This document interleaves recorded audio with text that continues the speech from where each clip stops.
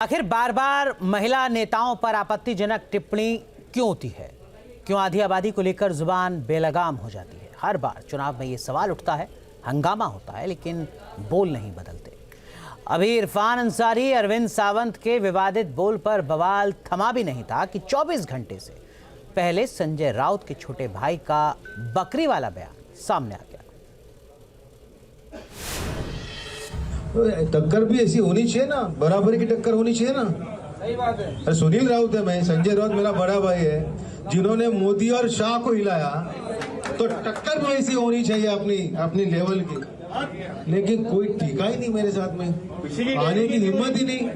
सब पीछे। तो अभी किसी को बकरा बनाना ही था तो उसको बकरी को मेरे गले में डाल दिया। अभी 20,000 को काटेंगे बकरी को।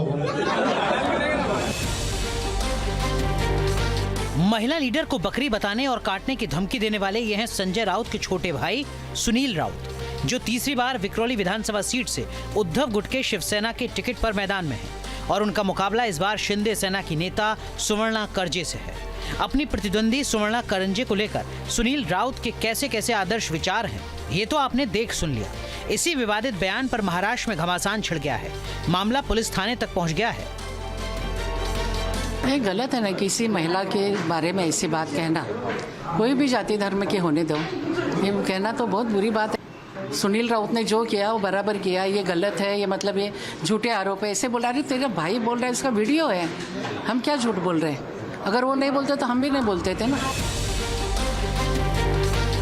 अब जूनियर राउत अपनी बिगड़ी जुबान के चलते उसी लिस्ट में आ गए हैं जिसमें उद्धव गुट के दिग्गज अरविंद सावंत पहले से ही हैं। 4 दिन पहले सांसद अरविंद सावंत ने शाइना एनसी को इंपोर्टेड माल कह दिया था। उनके खिलाफ भी केस रजिस्टर हो चुका है। उनकी हालत देखो ना भैया, जिंदगी भर वो भाजपा में रही, अब कहीं नहीं तो इनके दूसरे पार्टी में गई। और ये इम्पोर्टेड नहीं चलता, यहाँ इम्पोर्टेड माल नहीं चलता हमारे यहाँ ओरिजिनल माल चलता है, ओरिजिनल माल है हमारा। महाराष्ट्र में इंपोर्टेड माल से महिला नेता के सम्मान पर चोट हुई थी, तो झारखंड चुनाव में रिजेक्टेड माल पर बवाल उठा था। झारखंड में सोरेन परिवार की बड़ी बहू और बीजेपी नेता सीता सोरेन पर भी इसी तरह की टिप्पणी की गई थी। 25 अक्टूबर को सीता सोरेन ने कांग्रेस नेता इरफान अंसारी का एक वीडियो शेयर किया था, जिसमें उन्होंने सीता सोरेन को रिजेक्टेड माल कहा था।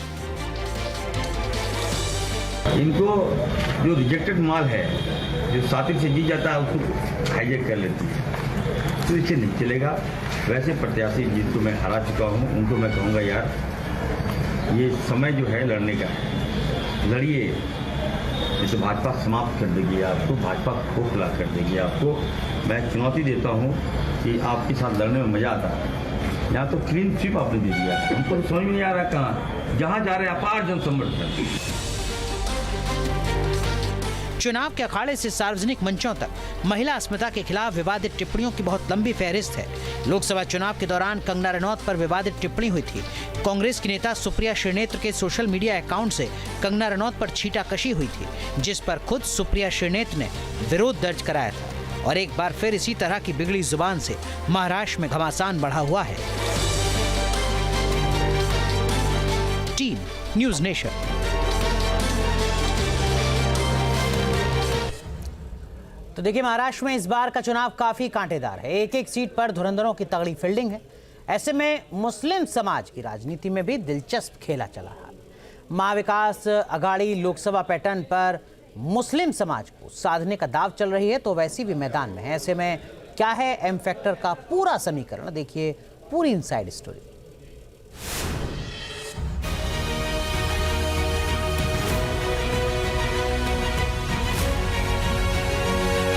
पिछले विधानसभा चुनाव में 10 मुस्लिम विधायक चुनकर आए थे। इस बार आंकड़ा बढ़ेगा या फिर घटेगा? मुस्लिम वोटों का बंटवारा होगा या फिर भाईजान का वोट एक मुश्त एक पाले में जाएगा? इन सवालों के बीच मुस्लिम बहुल्य सीटों में भी हलचल बढ़ गई है और मुस्लिम राजनीति से जुड़े धुरंधरों ने मैदान में मोर्चा संभाल लिया है, क्योंकि महाराष्ट्र में मुस्लिम वोटों की ऐसी केमिस्ट्री है जिसे कोई भी गठबंधन या पार्टी नजरअंदाज नहीं कर सकती। ओवैसी, कांग्रेस, अजीत पवार, समाजवादी पार्टी, शरद पवार की एनसीपी जैसे दलों ने तगड़ी फील्डिंग सजाई है, क्योंकि कई सीटें ऐसी हैं जहां मुस्लिम वोट 50% से ज्यादा है। मालेगांव सेंट्रल में 78.4% मुस्लिम वोटर हैं। मुंबई रीजन की मानखुर्द शिवाजीनगर सीट पर 53% मुस्लिम वोटर्स हैं। मुंबई रीजन की भिवंडी ईस्ट में 51% मुस्लिम वोटर हैं और मुंबा देवी में 50.9% मुस्लिम वोटर। ये 4 ऐसी सीटें हैं जहां जीत की चाबी मुस्लिम वोटर्स के हाथ में मानी जाती है। 9 विधानसभा क्षेत्रों में मुस्लिम वोटर्स 40% से ज्यादा हैं। 38 सीटें ऐसी हैं मुस्लिम वोट 20% से ज्यादा है। मुंबई की 15 विधानसभा सीटें मुस्लिम बाहुल्य हैं। मुंबई बड़ी बड़ी इमारतें और बहुत सारा पैसा होने के नाम से जानी जाती है, लेकिन मैं जहां खड़ा हूं वहां 120 फीट से दूर उस तरफ शिवाजी नगर मानखुर्द विधानसभा चुनाव क्षेत्र है। इस चुनाव क्षेत्र में गरीबी है, बेरोजगारी है और बहुत सारी समस्या है। सबसे बड़ी समस्या नशाखोरी की है। यहाँ का प्रशासन नशाखोरी को बंद नहीं कर पाया है।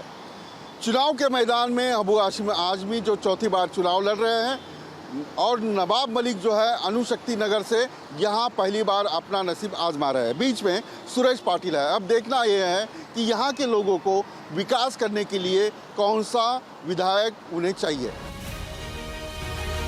मुंबई की मानखुर्द शिवाजी सीट सबसे हॉट सीट बनी हुई है। इस सीट से चौथी बार विधानसभा पहुंचने के लिए अबू आजमी ने पूरी ताकत झोंक रखी है। महाराष्ट्र में साइकिल को रफ्तार देने के लिए उन्होंने भी लाल टोपी धारण कर ली है, ठीक उसी तरह का गमछा और एजेंडा भी, जिसके दम पर उनकी पार्टी सुप्रीमो ने यूपी में बड़ा उलटफेर किया था। अबू जी, कितनी लड़ाई मुश्किल लगती है नवाब मलिक वर्सेस अबू हाशिम? देखिए, ऐसा है ना कि कोई मुश्किल नहीं है। जो लोग भी बीजेपी से आएंगे, बीजेपी के साथ एलाइज में रहेंगे, उनको सेकुलर लोग कभी वोट नहीं देंगे। आपने देखा पिछली बार यहाँ से संजय पाटिल साहब को सारे सेकुलर लोगों ने वोट दिया और बीजेपी को बिल्कुल वोट नहीं मिला यहाँ से। तो अब ये लोग इसलिए भेज रहे हैं इनको कि मुसलमान वोट तो देगा नहीं, सेकुलर जितने हिंदू वो भी इनको वोट नहीं देंगे। तो जब वोट नहीं देंगे, मालूम हो गया, तो वोटों को बिखरा दो। इसी नियत से इन्होंने भेजा इन लोगों को यहाँ पे लड़ने के लिए। कई लोग लड़ रहे हैं उन्हीं के इशारे पर, लेकिन मुझे पूरी उम्मीद है कि समाजवादी पार्टी ही चुन कर आएगी। हमारी हालात बहुत अच्छे हैं यहाँ पे। लेकिन महाविकास आघाड़ी में आपकी अनबन चल रही है। आपने 12 सीटें मांगी थी और आपको सिर्फ 2 सीटें दी है। तो क्या महाविकास आघाड़ी आपको गिनती नहीं है एसपी को? हाँ, मुझे लगता है कि यहाँ नहीं गिनती है। अगर गिनती तो मुझे बुला के बात करती। हम यूपी में बड़ी पार्टी हैं, हम वहाँ सीट देते हैं, यहाँ सीट हम मांगते हैं। लेकिन मुझे अफसोस है कि हम सेकुलरिज्म की लड़ाई, सेकुलरिज्म के लिए सब काम कर रहे हैं, लेकिन महाविकास अदालत लोगों ने मुझसे बात भी नहीं किया। हाँ, बात नहीं किया आपसे? नहीं, कुछ बात नहीं किया लोगों ने। एक बार फ़ोन भी नहीं किया। 2 सीट छोड़ रहे हैं, नहीं छोड़ रहे हैं। बस हमको मीडिया से मालूम पड़ा कि 2 सीट छोड़ दिया इन्होंने। अबू आजमी के गढ़ में इस बार महायुति के 2 धुरंधर भी चुनावी मैदान में हैं। उनका मुकाबला अजीत पवार की एनसीपी के नेता और शिंदे शिवसेना के नेता सुरेश पाटिल से होना है। 2 मुस्लिम चेहरों के बीच में शिंदे के सुरेश पाटिल का अस्त्र मुस्लिम बेल्ट में कैसा चलेगा, इसको लेकर उनकी पार्टी के अपने दावे हैं। दूसरी ओर नवाब मलिक भी कह रहे हैं कि नशा खोरी है जो बंद करवाए। पर नवाब मलिक साहब भी 10 साल 172 विधानसभा में थे ना, विधायक थे। वहाँ भी देखो ना, नशा कितना प्रमाण में बढ़ गया, कितना मर्डर हो गया, क्या हो गया। छोटे छोटे बच्चे लोग भी मर्डर करते नशा पी के। तो ये प्रशासन में थे, आमदार है, विधायक में प्रशासन ही है ना, तो उन लोग ने बंद उधर क्यों नहीं किया? अबू आजमी बनाम नवाब मलिक बनाम सुरेश पाटिल के बीच किसी एक को मानखुर्द शिवाजीनगर अपना विधायक चुनेगा। नवाब मलिक कहते हैं कि वो अणुशक्ति नगर से यहाँ इसलिए आए क्योंकि मुस्लिम समाज को नया नेतृत्व चाहिए। मुंबई से विलास अठावले के साथ team news nation. News nation अब व्हाट्सएप पर खबरों की ताजा अपडेट के लिए न्यूज नेशन के इस QR कोड को स्कैन करें।